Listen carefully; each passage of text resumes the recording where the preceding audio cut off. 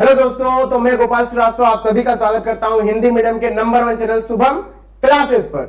तो आइए दोस्तों, कल हम लोगों ने पढ़ चुका था वेग स्थिरांक के बारे में और आपको हमने क्या किया था, दो क्वेश्चन दिए थे, एक दो क्वेश्चन दिए थे और बोला गया था कि इसको आप लोग कीजिएगा। तो आइए दोस्तों, आज देखते हैं कि वो जो क्वेश्चन कल दिया गया था, जो कल सवाल दिए गए थे, उनका आंसर क्या होगा। तो हम लोग स्टार्ट करते हैं वहां से। कल हम लोगों को जो सवाल दिए गए थे वो थे दोस्तों, ये पहला सवाल हम लोग का ये था। अब इसको कैसे करना है तो यहां पर हम लोग लिख लेते हैं।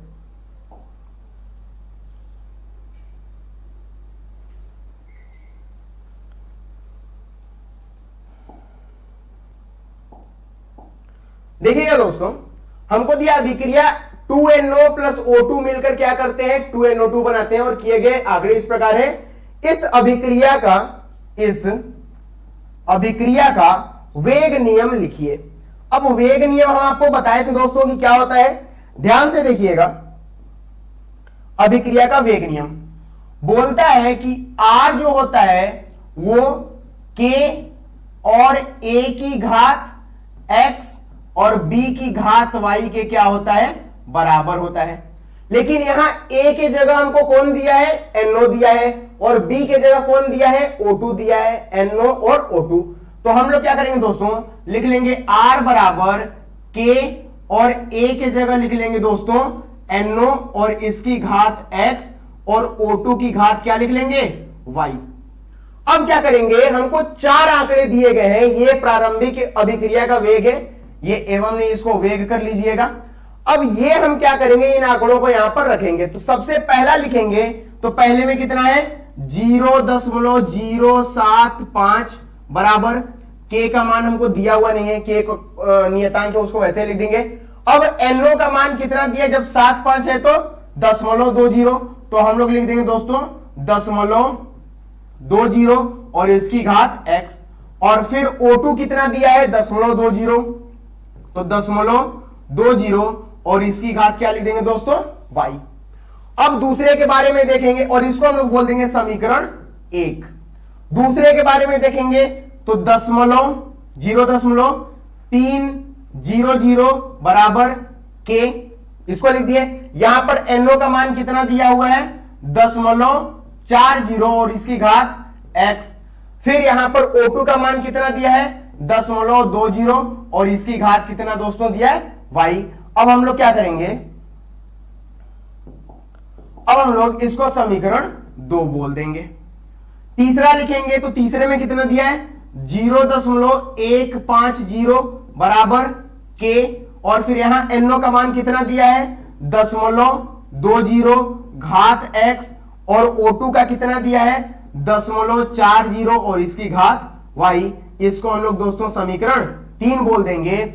और लास्ट जो दिया है 0.600 बराबर K और यहां पर क्या दिया है दोस्तों 0.40 घात X और फिर कितना 0.40 और घात Y। इसको समीकरण 4 मान लेंगे।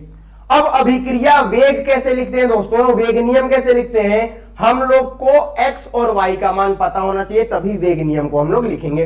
अब यहां से X और Y का मान पता करेंगे। आप लोग देख रहे हैं कि यहां पर 4 समीकरण हमको मिल गए हैं, इनमें से हम किसी भी 2 समीकरण की मदद से X और Y का मान निकालेंगे। तो X का मान निकालने के लिए क्या करेंगे, हम लोग कोई ऐसा पद देखेंगे जिसमें Y का मान समान हो और क्या हो जाए, कट जाए।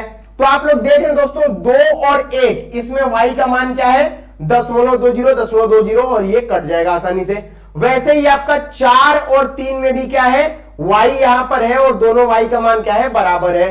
तो आप 4 और 3 का भी मदद ले सकते हैं या 2 और 1 का भी मदद ले सकते हैं, आपको जो मदद लेना ले लीजिए। यहां पर मान लीजिए हम लोग 4 और 3 का करते हैं, तो हम लोग क्या करेंगे, समीकरण 4 को भाग कर देंगे किससे दोस्तों, समीकरण 3 से। भाग करने पर क्या आएगा 0.600 बटे में 4 को 3 से कर रहे हैं तो बटे में 0.150 बराबर 600 के सामने कौन है, K है, और फिर 0.40 घात x और फिर क्या है दोस्तों 0.40 0 और घात क्या है y, बटे में 0.150 का कितना है k है, और फिर कितना है दोस्तों 0.20 और घात कितना x हो जाएगा, फिर क्या करेंगे 0.40 और घात कितना y। तो ये आप लोग देख रहे हैं दोस्तों कि पूरा कट जा रहा है। अगर दशमलव से दशमलव काट दें, इसको इससे काटे तो 150 से कितने बार में कटेगा 4 बार में, k से k कट गया और इधर कितना हो जाएगा दोस्तों 2 की घात x। अब आपको एक ये मिला हुआ है मान, अब इससे आपको x का मान निकालना है। आप लोग स्क्रीनशॉट ले लीजिए दोस्तों, मैं यहां से अब इसको मिटाने जा रहा हूं। हो गया, ठीक है।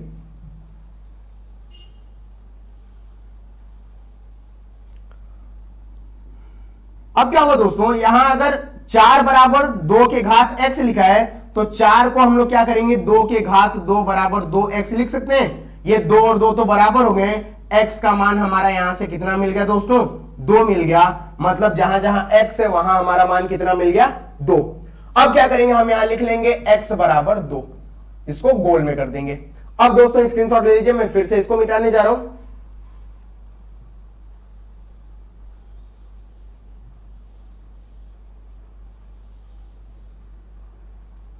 अब y का मान निकालना है दोस्तों, तो आप देखिए y किसमें, y का मान निकालने के लिए आप कोई दो ऐसा समीकरण देखेंगे जिसमें घात x वाला मान बराबर हो। तो आपको देख रहे हैं कि यहां पर जो x का घात है वो क्या है बराबर है, और यहां पर जो घात x का मान है वो बराबर है। तो आप 4 को 2 से भाग दे सकते हैं या 3 को 1 से दे सकते हैं। तो हम लोग क्या करते हैं, इस 4 को 2 से भाग दे देते हैं, तो हम लोग लिख देते हैं 4 भागे 2। 4 को जब 2 से भाग देंगे तो वही 0.600 भागे 2 कितना है 0.300 बराबर। अब यहां पर क्या हो जाएगा दोस्तों k, और कितना दिया है 600 के सामने कितना दिया है 0.40 घात x, और कितना दिया है 0.40 घात y, बटे में 300 के सामने कितना दिया है k, और 0.40 घात x और 0.20 घात y। अब इससे ये कट गया क्योंकि दोनों बराबर हैं दोस्तों, k से k कट गया, दशमलव से दशमलव कटा, 300 से 600 कितने बार में जाता है 2 बार में, और इससे दशमलव अगर दोनों को हटा दें तो 20 से 40 कितने बार में कटेगा 2 बार में, और घात कितना है y, मतलब 2 बराबर कितना आ गया 2y आ गया। आप लोग इतना समझ गए दोस्तों। अब इसके बाद मैं इरेज करने जा रहा हूं, आप लोग स्क्रीनशॉट फिर से ले लीजिए।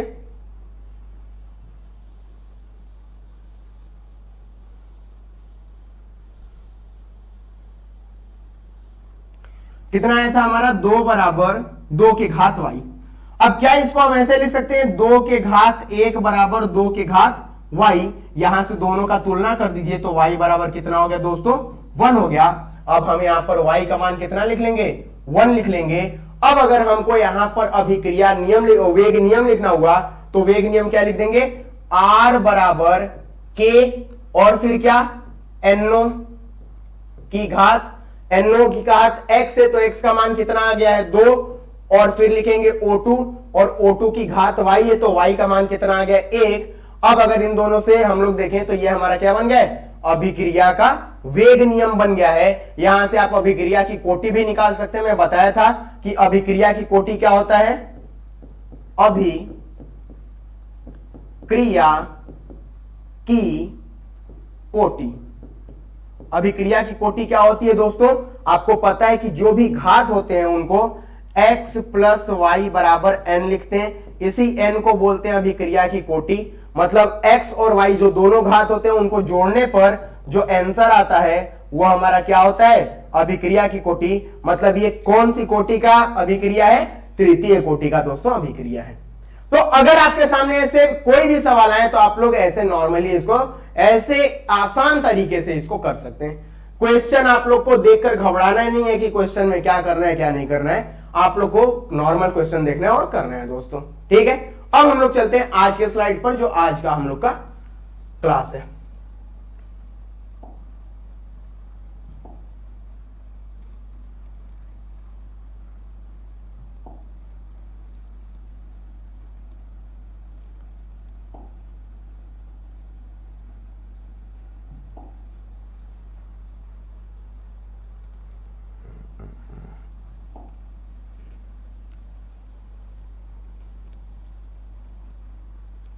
आइए दोस्तों, तो आज के बारे में पढ़ते हैं। आज का जो हम लोग का क्लास है वो है आज हम लोग का क्लास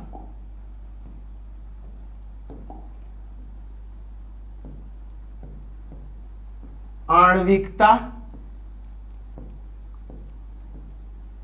तथा अभिक्रिया की कोटि। अभिक्रिया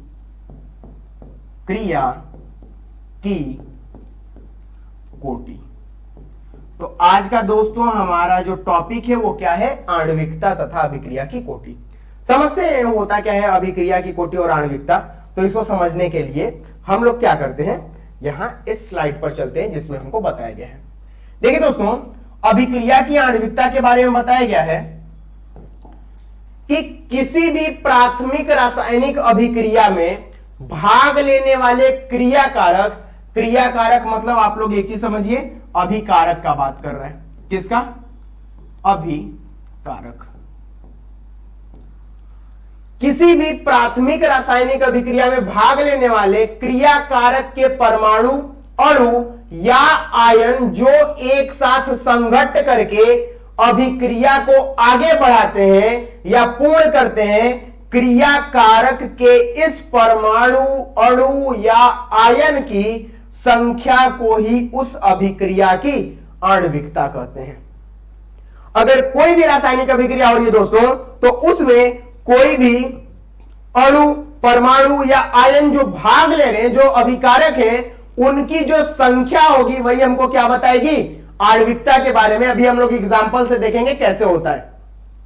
अब अगर इसको आप लोग को समझना है तो यहां पर एक और दिया गया है परिभाषा कि रासायनिक परिवर्तन में भाग लेने वाले अणुओं की न्यूनतम संख्या या अभिक्रिया के लिए आवश्यक अणुओं की पूर्ण संख्या को अभिक्रिया की रासायनिक परिवर्तन में भाग लेने वाले अणुओं की न्यूनतम संख्या या अभिक्रिया के लिए आवश्यक अणुओं की पूर्ण संख्या को उस अभिक्रिया की आणविकता कहते हैं। अब देखिए दोस्तों होता क्या है, आप इतना समझ गए हैं कि अभिकारक जो होगा, जो अभिक्रिया में भाग लेगा, उसके अणुओं की संख्या जितनी होगी उसी को हम लोग बोलते हैं आणविकता। जैसे हम लोगों ने लिख दिया A प्लस बी मिलकर क्या बना रहे हैं? कोई उत्पाद बना रहे हैं। ध्यान दीजिए दोस्तों, यहां A कितने अणु है?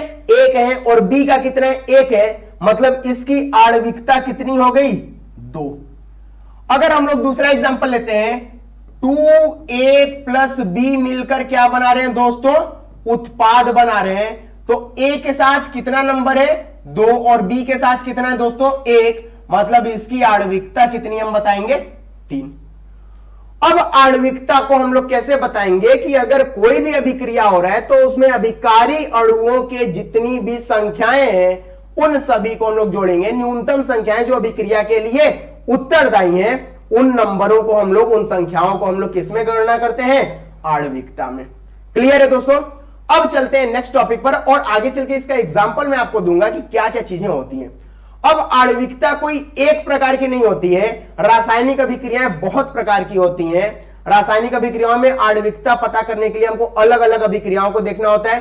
किसी की आणविकता 1 होगी, किसी की 2 होगी, किसी में 1 अभिकारक होगा, किसी में 2 अभिकारक होंगे, किसी में 3, किसी में 4। तो हम लोग देखेंगे कि अभिकारकों की संख्या कितनी है। तो आइए दोस्तों देखते हैं।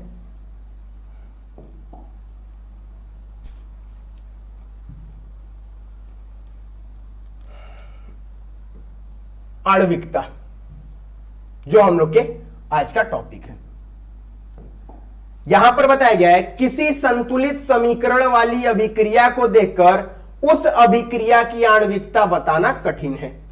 अगर हम लोग के सामने कोई भी समीकरण दे दिया है तो समीकरण को देखकर हम लोग उसकी आणविकता क्लियर नहीं कर सकते हैं, क्योंकि वह अभिक्रिया एक पद में भी संपन्न हो सकती है जिसको सरल अभिक्रिया कहते हैं, या एक से अधिक पद में भी संपन्न हो सकती है जिसको हम लोग क्या बोलते हैं? जटिल अभिक्रिया। ध्यान दीजिए दोस्तों, आणविकता जो होती है वो अभिक्रिया में भाग लेने वाले अभिकारकों की संख्या पर निर्भर करती है, लेकिन हम तुरंत देखकर नहीं बता सकते हैं कि आणविकताएं कितनी है। अभी हम लोग पीछे देखें कि आणविकता किसको बताते हैं, अब उसको लिखेंगे कैसे, कौन सी अभिक्रिया सरल है और कौन सी अभिक्रिया जटिल है, इसके हिसाब से आणविकता को हम क्या करते हैं, अलग अलग लिखते हैं। अब ध्यान दीजिएगा दोस्तों, वेग निर्धारक पद हमारा क्या होता है, मंद पद। ध्यान दीजिए, अगर कोई भी अभिक्रिया हो रही है और वो अभिक्रिया कैसी है, आपको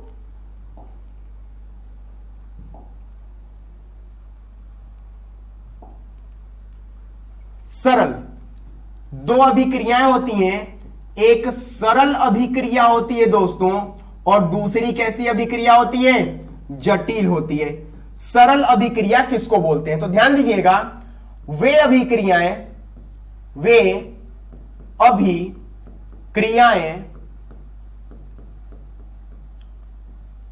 जो एक पद में संपन्न हो, जो एक पद में संपन्न हो, उनको हम लोग क्या बोलते हैं, सरल अभिक्रियाएं। और अगर बात करें हम लोग जटिल अभिक्रियाओं का, जटिल अभिक्रियाएं तो इनको हम लोग क्या बोलते हैं, वे अभिक्रियाएं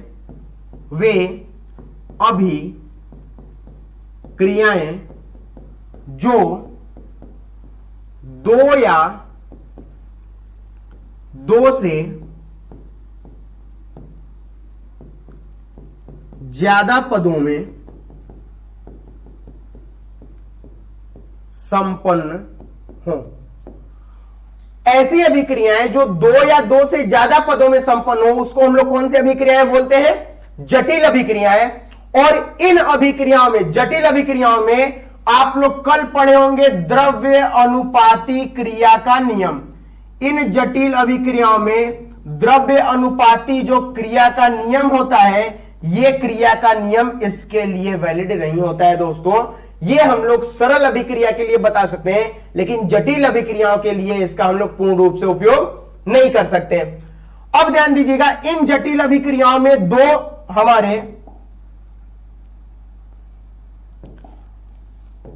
गति होती है, एक तीव्र गति होती है और दूसरी कैसी होती है, मंद गति होती है। इन जटिल अभिक्रियाओं में दो प्रकार की गति होती है, एक तीव्र गति से अभिक्रिया होती है और दूसरी मंद गति से होती है। अब अगर कोई भी जटिल अभिक्रिया हो रही है तो उस जटिल अभिक्रिया में जो वेग का निर्धारण किया जाता है वो मंद अभिक्रिया वाले पद से किया जाता है। अगर कहीं जटिल अभिक्रिया हो रही है दोस्तों, तो अगर वहां वेग का निर्धारण किया जाएगा तो वो मंद पद वाली अभिक्रिया से किया जाएगा। जैसे आपको मैं एग्जांपल बताता हूं, इसका आप लोग स्क्रीनशॉट ले लीजिए दोस्तों, मैं इसको मिटा देता हूं और इसी पर एग्जांपल एक दे देता हूं। हो गया, ले लीजिए screenshot.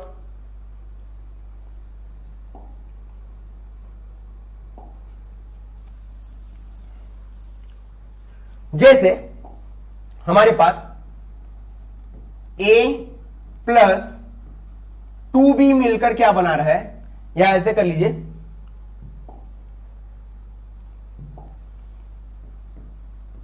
To A plus B मिलकर क्या बना रहा है, C। ये हमको पता है, केवल बताया गया है कि ये ऐसे हो रहा है। अब अगर ये अभिक्रिया हम लोग देखें कैसे कैसे हुआ है, तो मान लीजिए कि पहले A प्लस ए मिलकर क्या बनाया, 2A, और फिर 2A किसके साथ अभिक्रिया किया, B के साथ, तब हमारा क्या बना, C बना। अब अगर इस पद को हम लोग एक साथ जोड़ें तो आप देख रहे हैं कि एक 2A इधर, एक 2A इधर, ये तो हम लोग के हट जाएंगे। ये A प्लस ए कितना हो जाएगा, 2A, और फिर ये प्लस इस साइड में कौन है, B, इधर कौन बचा, केवल C। मतलब हमारा जो ये अभिक्रिया था 2A प्लस B मिलकर C बनाने का, ये कितने पदों में हुआ है दोस्तों, दो पदों में हुआ है। एक पद ये है और दूसरा पद ये है। अब इसमें भी क्या हो जाएगा, एक पद कैसा हो जाएगा, हम लोगों ने मान लिया कि पहला वाला पद कैसा है, इसका हम लोगों ने मान लिया कि इसका पहला पद कैसा है, मंद है, और दूसरा पद कैसा है, तीव्र है। तो अगर हम लोग यहां से देखें तो हम लोग इससे डायरेक्ट आणविकता या वेग का निर्धारण नहीं कर सकते हैं। वेग का निर्धारण करने के लिए हमको किसका जरूरत पड़ेगा दोस्तों? ऐसे पद का जरूरत पड़ेगा जो कैसा हो? मंद हो, क्योंकि ये जो अभिक्रिया वो कैसी है दोस्तों? जटिल अभिक्रिया है, और जटिल अभिक्रिया में हम लोग वेग का निर्धारण मंद पद वाले अभिक्रिया से करते हैं। तो यहां तक दोस्तों आपको समझ में आया होगा। अगर कहीं पर भी जटिल अभिक्रिया हो रही है तो वहां पर हम लोग वेग निर्धारण कैसे करेंगे? मंद पद जो होगा वही हमारा क्या बताएगा? वेग निर्धारण। अब अगर हम लोग यहां पर देखें तो लिख सकते हैं r बराबर k और a की घात 1 और a की घात 1। तो r बराबर क्या हो जाएगा? k और a की घात 2।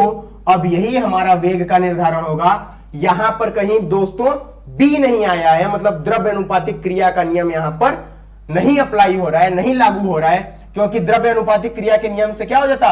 k हो जाता और a के घात रस समीकरण मिति लगता 2 हो जाता और b के घात 1 हो जाता। लेकिन दोस्तों ऐसा नहीं हुआ है। हम लोग का क्या हो गया?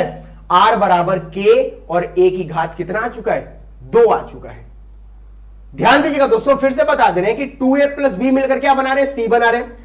हो सकता ऐसा है कि ये जटिल अभिक्रियाएं हैं और ये 2 या 2 से ज्यादा पदों में संपन्न होती हैं। हमने माना कि पहले a प्लस a मिलकर क्या बनाया? 2a बनाया, और फिर इस 2a को जब b के साथ हम लोग अभिक्रिया कराएं तो क्या बनाया? c। ये 2a इस साइड है और ये इस साइड है, ये दोनों आपस में कैंसिल होने के बाद अगर हम देखें तो इधर कितना बचा? a बचा और a बचा। a और a मिलकर क्या बना दिए? 2a, और इधर b बचा था, इधर क्या बचा? c। हम लोग का वही अभिक्रिया 2 पदों में संपन्न हुआ, 2a प्लस b मिलकर c बने। अब मान लिया कि पहली जो अभिक्रिया है वो मंद गति की है और दूसरी जो अभिक्रिया है दोस्तों वो तीव्र गति की है। तो इन अभिक्रियाओं में क्या होता है? हम लोग अगर अभिक्रिया के वेग का निर्धारण करना है तो कौन सा पद करेगा? अभी आप लोगों ने पीछे ही देखा कि वहां पर बताया गया था कि वो मंद पद हमेशा वेग का निर्धारण करेगा। मतलब अगर यहां से हम वेग के बारे में लिखें तो r बराबर क्या हो जाएगा? k, और मंद पद ये है तो a की घात 1 और a की घात 1। हमारा r बराबर क्या हो जाएगा? k और a की घात 2। अगर आप इस डायरेक्ट अभिक्रिया से लिखना चाहें द्रव्य अनुपातिक क्रिया के नियम से तो r बराबर क्या हो जाता? r बराबर k, a की घात 2 रस समीकरण मिति यहां पर अपनाते हैं और b की घात 1। लेकिन ऐसा नहीं हुआ है, हम लोग का लास्ट में जाकर केवल ये a पर निर्भर किया और b पर निर्भर नहीं किया। इसको हम ऐसे भी लिख सकते हैं, r बराबर k और a की घात 2 और b की घात 0, क्योंकि यहां दोस्तों ये इस पर निर्भर नहीं कर रहा है, b पर। आप लोग स्क्रीनशॉट ले लीजिए, मैं अब आगे नेक्स्ट पेज पर चलता हूं। ठीक है दोस्तों, अब इसको देखते हैं।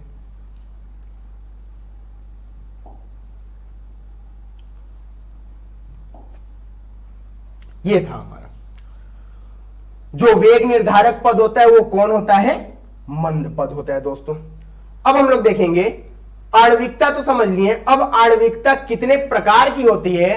तो आणविकता को अभिक्रियाओं के अनुसार कुछ प्रकारों में बांटा गया और ये प्रकार हम लोग देखते हैं कि कैसी कैसी अभिक्रियाएं होती हैं। अणुओं के हिसाब से बांटा गया। तो पहला हम लोग का कौन सा हो जाएगा?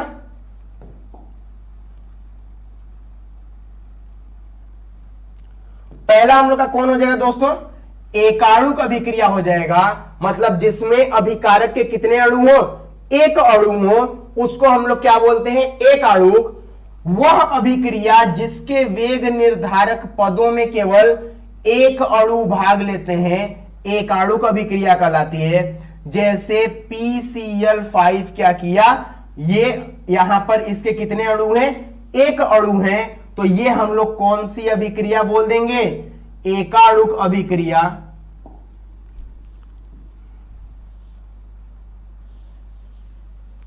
इसको हम लोग क्या बोलेंगे? एकाणुक अभिक्रिया। क्योंकि ये कैसा है दोस्तों? PCl5 के यहां पर केवल एक ही अणु का प्रयोग किया गया है, इसीलिए हम लोग इसको क्या बोलेंगे? एकाणुक अभिक्रिया। अब ये PCl5 दो भाग में बट गया है, PCl3 और Cl2। तो अगर कहीं पर भी एक अणु का प्रयोग किया जाए तो उसको हम लोग कौन सी अभिक्रिया बोलते हैं दोस्तों? एकाणुक अभिक्रिया। और यही अगर 2 हो जाता, मान लीजिए यहां पर अगर हम लोगों ने 2 लिख दिया रहता तो यहां पर अभी कितने हो जाते हैं, 2 हो जाते हैं। अब कैसे कैसे होते हैं उनको भी हम लोग आगे देखेंगे, समझेंगे कि क्या क्या चीजें होती हैं, कैसे उनको लिखा जाता है। तो ये एकाणुक अभिक्रिया जिसमें क्या होते हैं, केवल वह अभिक्रिया जिसके वेग निर्धारक पद में केवल एक अणु भाग लेते हैं, उनको हम लोग बोलते हैं एकाणुक अभिक्रिया। जैसे PCl5 का हम लोग क्या देखें, एग्जांपल देखें। अब नेक्स्ट देखते हैं दोस्तों, जो यहां पर आता है द्विअणुक अभिक्रिया, वह अभिक्रिया जिसके वेग निर्धारक पद में, अच्छा ये बार बार जो वेग निर्धारक पद बोल रहा है दोस्तों, वो कैसे बोल रहा है, ये वेग निर्धारक पद जो होता है ये सभी सरल अभिक्रियाओं के लिए भी बता रहे हैं, अभी जटिल अभिक्रियाओं के लिए नहीं बता रहे हैं। अभी हम लोग देखेंगे तो हम लोग इसको लिखेंगे HI और इसकी घात क्या लिखते हैं, 2 लिखते हैं।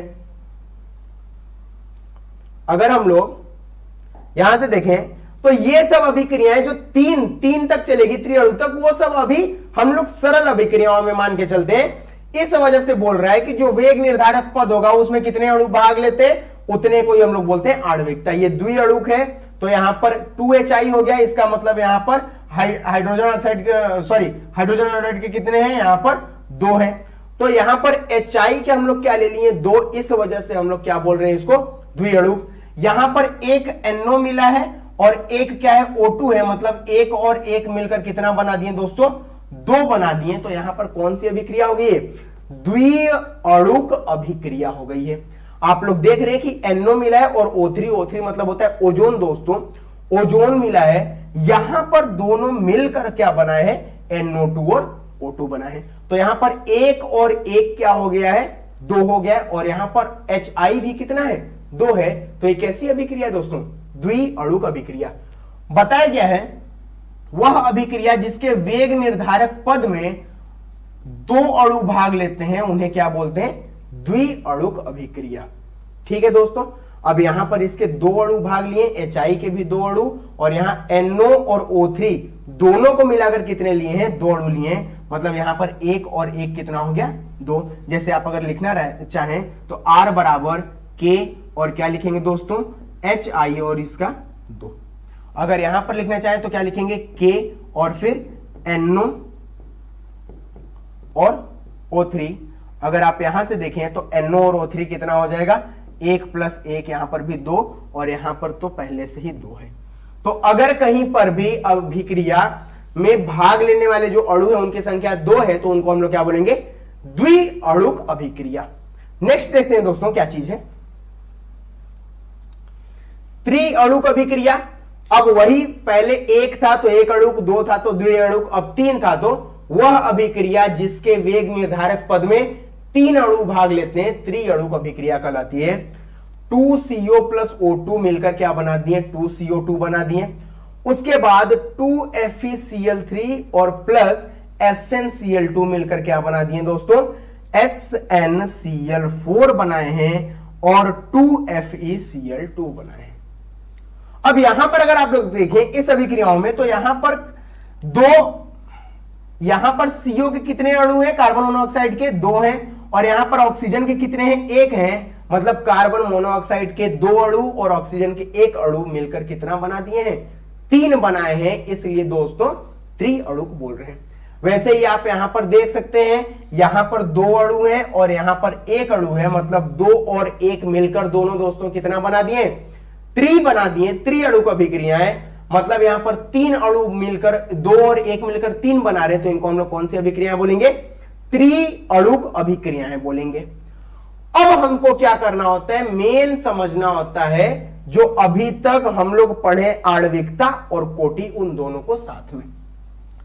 यहां पर क्या होता है, हमसे बोला गया है कि अभिक्रिया की कोटि की परिभाषा,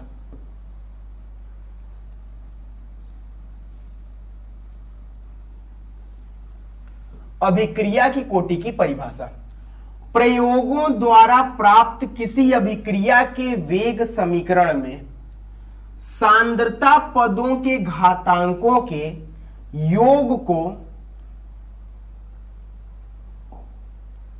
योग को उस अभिक्रिया की कोटि कहते हैं। अभिक्रिया की कोटि 0, प्रथम, द्वितीय, तृतीय अथवा भिन्नात्मक भी हो सकती है। प्रयोगों द्वारा जो हम लोग बताते हैं, जो यहां पर लिखते हैं, जैसे हमने लिख दिया a प्लस बी मिलकर c बनाए, तो r बराबर k और a की घात 1 और b की घात 1, ये जो हम लोग प्रयोगों द्वारा प्राप्त करते हैं, इनको दोस्तों जोड़ने पर जो अंक आता है वो अंक हमको क्या बताएगा? अभिक्रिया की कोटि बताएगा। वही बोला है, प्रयोगों द्वारा प्राप्त किसी अभिक्रिया, कोई भी अभिक्रिया के वेग समीकरण में, इसी को बोलते हैं वेग समीकरण। प्रयोगों द्वारा प्राप्त किसी भी अभिक्रिया के वेग समीकरण में सांद्रता पदों के घातांकों, सांद्रता a और b की सांद्रता यहां पर है, इन पदों के जो घातांक हैं उनका जो योग होता है, 1 प्लस 1 या x प्लस वाई का जो योग होता है, उस x प्लस वाई के योग को ही हम लोग क्या बोलते हैं? कोटि बोलते हैं, अभिक्रिया की कोटि। और इसको किससे प्रदर्शित करते हैं? n से। ये n जो होता है दोस्तों, धनात्मक, ऋणात्मक या भिन्नात्मक कुछ भी हो सकता है, 1 2 3 -1/2 -3/2 कुछ भी हो सकता है दोस्तों, क्योंकि अभिक्रिया की कोटि यहां पर किस पर निर्भर कर रहा है? इनके घातांकों पर। तो घातांक के अनुसार ये कुछ भी हो सकता है, धनात्मक, ऋणात्मक या भिन्नात्मक भी हो सकता है। अब क्या होगा अगर इसमें हम लोग एक और परिभाषा जोड़ना चाहें, तो बोल सकते हैं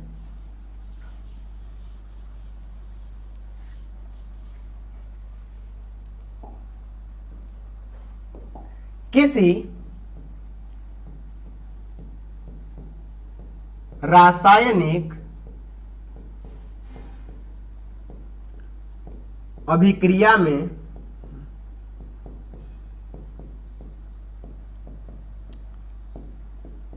अभिकारक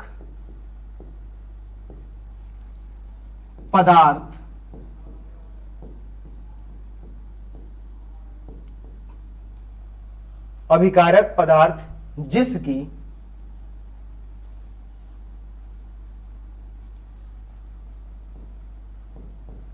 जो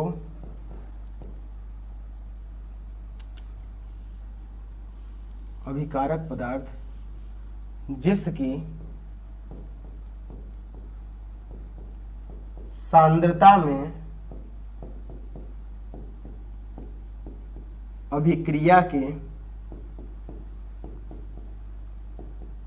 साथ परिवर्तन हुआ है,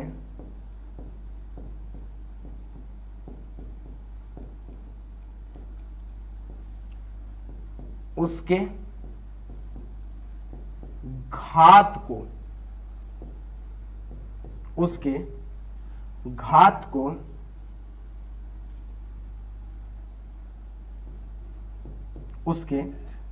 को हम क्या करते हैं? अभिक्रिया की कोटि में रखते हैं, अभिक्रिया की कोटि में रखते हैं। ध्यान दीजिएगा, किसी भी रासायनिक अभिक्रिया में अभिकारक पदार्थ, या लिख लीजिए वह अभिकारक पदार्थ जिसकी सांद्रता में क्या हुआ हो? अभिक्रिया के साथ परिवर्तन हुआ हो, उसको हम लोग क्या बोलते हैं? उसके घात को हम लोग अभिक्रिया की कोटि में रखते हैं। जैसे मैं बोल दूं, अभी हम लोगों ने पीछे एग्जांपल देखा था कि 2a प्लस b मिलकर क्या बना रहा है दोस्तों? 2c, केवल c बना रहा है। 2a प्लस b मिलकर क्या बना रहा है? c बना रहा है। इसको कैसे किए थे? तो ये अभिक्रिया मान लेते हैं कि दो पद में संपन्न हुई।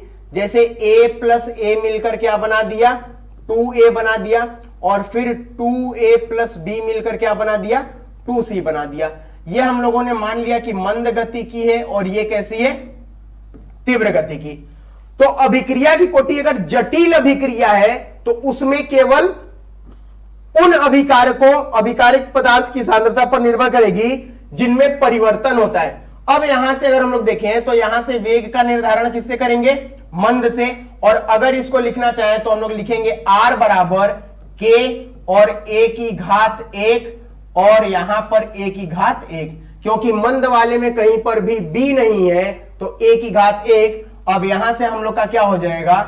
r बराबर, इसको इधर लिख देता हूं दोस्तों, r बराबर k और a की घात कितना हो जाएगा? 2 और b की घात 0।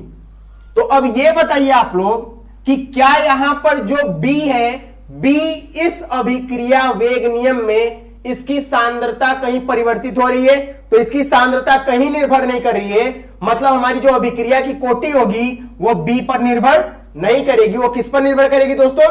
ए पर निर्भर करेगी। वही लिखा गया है, किसी रासायनिक अभिक्रिया में वह अभिकारक पदार्थ जिसकी सांद्रता में अभिक्रिया के साथ परिवर्तन होता है उसके घात को हम अभिक्रिया की कोटि में रखते हैं।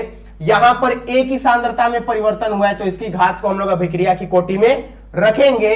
बी की सांद्रता में कोई परिवर्तन नहीं हुआ तो उसको हम लोग अभिक्रिया की कोटि में नहीं रखेंगे। दोस्तों क्लियर है?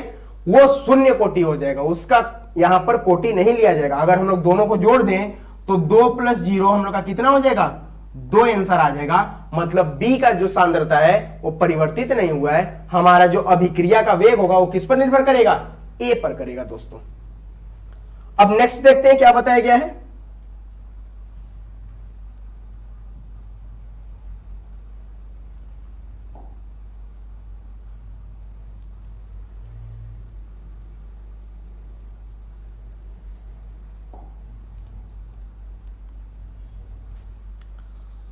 अभिक्रिया की आणविकता तथा कोटि में अंतर। और हां दोस्तों, आप लोगों को अगर इसमें से स्क्रीनशॉट नहीं ले पा रहे हैं तो आप चैनल से इस पीडीएफ को डाउनलोड कर सकते हैं। चैनल पे पीडीएफ दिया जाता है। आप लोग अगर इसका कोई स्क्रीनशॉट लेने में अगर मान लीजिए आपको कठिनाई हो रही है तो आप लोग लिंक से डाउनलोड कर सकते हैं। इसके बारे में चैनल से आप लोग चैनल पर जाएंगे तो चैनल पर वहां पर ये सारी चीजें मिल जाएंगी। ठीक है, अब क्या होगा? अभिक्रिया की आणविकता तथा कोटि में अंतर। हम लोग देखते हैं कि अभिक्रिया की आणविकता तथा कोटि में क्या अंतर है। तो सबसे पहला, किसी रासायनिक अभिक्रिया में भाग लेने वाले अभिकारक अणुओं की कुल संख्या को उसकी आणविकता कहते हैं, तथा किसी रासायनिक अभिक्रिया में भाग लेने वाले अणुओं की वह संख्या जो अभिक्रिया के वेग को निर्धारित करती है अभिक्रिया की कोटि कहलाती है। मतलब किसी अभिक्रिया में जितने भी अभिकारक भाग लेंगे, अभिकारक पदार्थ जितने भी भाग लेंगे, उनके सभी संख्या को क्या बोलेंगे? अभिक्रिया की आणविकता। लेकिन हम लोग अभिक्रिया की कोटि उन्हीं को बोलेंगे जो क्या करेंगे? वेग को निर्धारित करेंगे, उनको हम लोग अभिक्रिया की कोटि कहेंगे। जैसे मान लीजिए दोस्तों, स्कूल में एडमिशन या कोचिंग में एडमिशन सब ले लेता है, बहुत सारे लड़के लेते हैं। या मान लीजिए कोई भी कंपटीशन है, आप लोग एसएससी में देख लीजिए, पढ़ने के लिए सब एडमिशन ले लेता है। लेकिन क्या एसएससी का एग्जाम सब पास कर लेता है? जी नहीं दोस्तों। ये जो एग्जाम में सभी एडमिशन लेते हैं ना, तो एडमिशन जितने छात्र लिए हैं उनको हम लोग क्या कहेंगे? आणविकता। और कितने छात्र पास होंगे एसएससी के एग्जाम में, उनको हम लोग क्या बोलेंगे? कोटि। एडमिशन जितने लिए हैं उन सभी के नंबर को हम लोग क्या बोल देंगे? आणविकता। और जितने हमारे पास होंगे उनको हम लोग क्या बोलेंगे? कोटि। क्योंकि रिजल्ट बनाने का जो काम होगा, जो कोचिंग का रिजल्ट बनाएगा, वो हमारा किसमें आएगा? कोटि में। और जो कोचिंग में कुल संख्या होगा वो हमारा किसमें आएगा? आणविकता में। तो वही जो वेग को निर्धारित करेगा उसको क्या बोलेंगे? कोटि बोलेंगे। फिर आणविकता का मान अभिक्रिया की कोटि के बराबर या अधिक हो सकता है, परंतु कभी भी अभिक्रिया की कोटि का मान आणविकता से अधिक नहीं हो सकता है। देखिए क्या बोल रहे हैं, जो आणविकता का मान होता है वो अभिक्रिया की कोटि के बराबर या अधिक हो सकता है। जैसे हमने बोला कि A + B है और ये C बना रहा है, तो यहां पर इसकी आणविकता कितनी हो जाएगी? 2 हो जाएगी। और इसकी कोटि कितनी हो जाएगी? तो कोटि हम लोग लिखेंगे R = K और A के घात 1 और B के घात 1। तो इसकी कोटि भी कितनी हो जाएगी? अगर दोनों को हम जोड़ दें तो दोनों को जोड़ने पर क्या बनेगा? R = K और A के घात 1 और B के घात 1। दोनों को अगर जोड़ दें तो 1 + 1 कितना हो जाएगा? 2। मतलब यहां पर अभिक्रिया की कोटि भी 2 आ गई और आणविकता भी कितनी है? 2 है। वही बोला है कि अभिक्रिया की कोटि और आणविकता का मान बराबर या अधिक हो सकता है, परंतु कभी भी अभिक्रिया की कोटि का मान आणविकता से अधिक नहीं हो सकता है। क्या बोला है कि जो अभिक्रिया की कोटि है वो आणविकता के मान से अधिक नहीं होगी। अब ये बताइए, अगर आप लोग अभी एग्जाम्पल बताए हैं कि एसएससी में जितने छात्र एडमिशन लिए हैं वो सभी छात्र क्या है हमारे लिए, उस कोचिंग के लिए आणविकता है, और जितने पास होंगे वो सभी क्या है, कोटि है। अब क्या पास होने वालों की संख्या एडमिशन लेने वालों से ज्यादा हो सकती है क्या?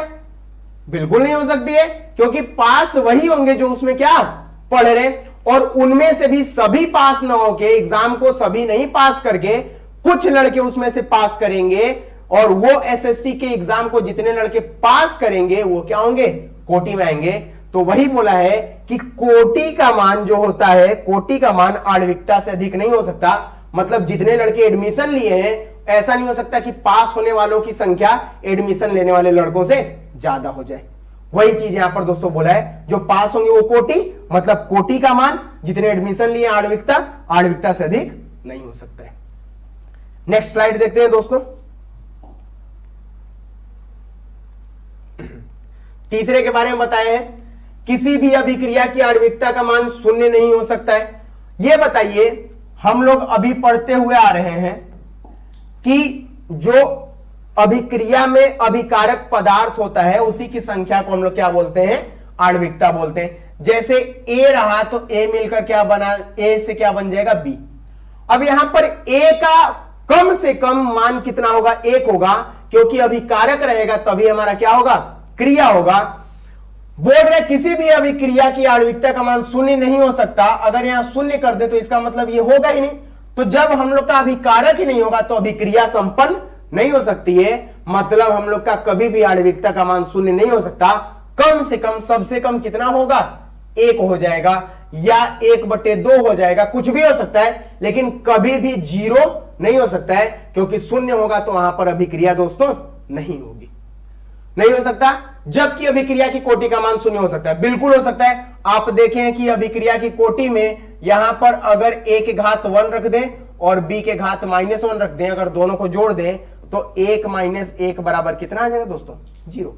तो अभिक्रिया की कोटि का मान शून्य हो सकता है। अभी आप लोग आगे पढ़ेंगे अवकल वेग समीकरण, जो आप लोग का कल का क्लास होगा, उसमें डेरिवेशन आएगा शून्य कोटि की अभिक्रिया के लिए अवकल वेग समीकरण। तो आप लोग पढ़ेंगे कि कोटि जो होता है वो शून्य, प्रथम, द्वितीय, तृतीय बहुत सारे हो सकते हैं, 1/2 या जो भी बहुत सारे होते हैं। ये बताए ना, धनात्मक भी हो सकते हैं, ऋणात्मक भी हो सकते हैं और भिन्नात्मक भी हो सकते हैं। दोस्तों देखते हैं नेक्स्ट टॉपिक के बारे में। नेक्स्ट लाइन क्या बोलता है, अभिक्रिया की आणविकता की व्याख्या क्रिया विधि द्वारा करते हैं। अभिक्रिया की आणविकता की व्याख्या क्रिया विधि द्वारा, मतलब जो वहां पर क्रियाएं हो रही हैं उनसे हम लोग करते हैं, जबकि अभिक्रिया की कोटि की मान की व्याख्या प्रयोगों द्वारा करते हैं। बिल्कुल सही। जो आणविकता का मान होता है वो क्रिया विधि द्वारा, मतलब काम करके, क्रिया करके। जैसे आप लोग, अगर वही आप लोग स्टूडेंट का ही ले लीजिए कि जैसे हम आप लोग को पढ़ा रहे हैं तो हम ये काम कर रहे हैं, हम क्रिया विधि द्वारा आप लोग को क्या कर रहे हैं, पढ़ा रहे हैं। लेकिन जो कोटि का मान होता है वो प्रयोगों द्वारा लिया जाता है। अब जैसे प्रयोग क्या हो गया, हम आप लोग का पेपर ले लिए, तो पेपर लिए तो उसमें हमको क्या मिल गया, प्रयोग मिल गया। वो हम प्रयोग कर लिए आप लोगों पर कि कितना लोग पढ़ने में समर्थ है। तो वही चीज, जितने लोग समर्थ होंगे वो लोग अभिक्रिया की कोटि में लिए जाएंगे, जितने लोग समर्थ नहीं होंगे, मतलब जो लोग समर्थ नहीं होंगे उनका घात कितना आ जाएगा, 0 हो जाएगा, वो नहीं होंगे। वही चीज यहां पर बोल रहा है कि आणविकता क्या होती है, क्रिया विधि द्वारा संपन्न होती है, और कोटि का मान कैसे होता है, प्रयोगों द्वारा। इस प्रयोगों द्वारा हम पता लगाते हैं कि कौन 0 है, कौन 1 है, कौन 2 है, कौन 3 है। ठीक है दोस्तों। अब अभिक्रिया में, अब इसमें हम लोग 5वां टॉपिक देखते हैं। आणविकता का मान पूर्णांक संख्या तथा धनात्मक हो सकता है। आणविकता का मान जो होगा वो कोई भी पूर्णांक संख्या होगी या धनात्मक संख्या होगी, परंतु अभिक्रिया की कोटि का मान पूर्ण संख्या या भिन्नात्मक तथा ऋणात्मक हो सकता है। लेकिन जो अभिक्रिया की कोटि है दोस्तों, अभी आपको बताएं कि वो पूर्ण संख्या भी हो सकती है, भिन्नात्मक भी हो सकती है और ऋणात्मक भी हो सकती है।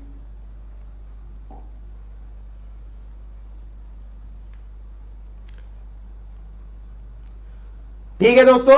तो फिर आपके लिए फिर से मैं बताता हूं कि आप सभी लोगों के लिए एक न्यू सरप्राइज है। फर्स्ट 500 स्टूडेंट्स के लिए, प्रथम 500 बच्चों के लिए आप लोग टॉप 100 बैच और शौर्य बैच में शामिल हो सकते हैं केवल और केवल यहां पर 1299 रुपए में। और इस 1299 में भी नहीं, ये आप लोग कितने में 999 रुपए में आप दोनों बैच को क्या कर सकते हैं, ज्वाइन कर सकते हैं और पा सकते हैं शुभम क्लासेस के शानदार वीडियोस और नोट्स को पढ़ने का मौका। तो आप लोग इस पर शुभम क्लासेस से जितने लोग पढ़े उनके टॉपर्स की लिस्ट देखे होंगे। अब बारी है दोस्तों आपकी 2023 में, जो फोटो 2022 में उन लोगों का लगा है, 2023 में दोस्तों आप लोगों का वीडियो, आप लोगों का वहां पर फोटो, रोल नंबर और नाम होगा, जो कि आपके घर के लिए बहुत खुशी की बात होगी। तो दोस्तों पढ़ते रहिए और इस बैच को ज्वाइन कीजिए ताकि आप लोग वो ज्यादा से ज्यादा इस बात का, ज्यादा से ज्यादा वीडियोस और नोट्स का फायदा उठा सके, ताकि आपको परीक्षा में बढ़िया सफलता मिल सके और आप भी उन टॉपर्स की लिस्ट में अगले बार शामिल हो। तो ओके दोस्तों, बाकी कल बात करते हैं अवकल वेग समीकरण के लिए। आज के लिए इतना ही। ओके दोस्तों, धन्यवाद।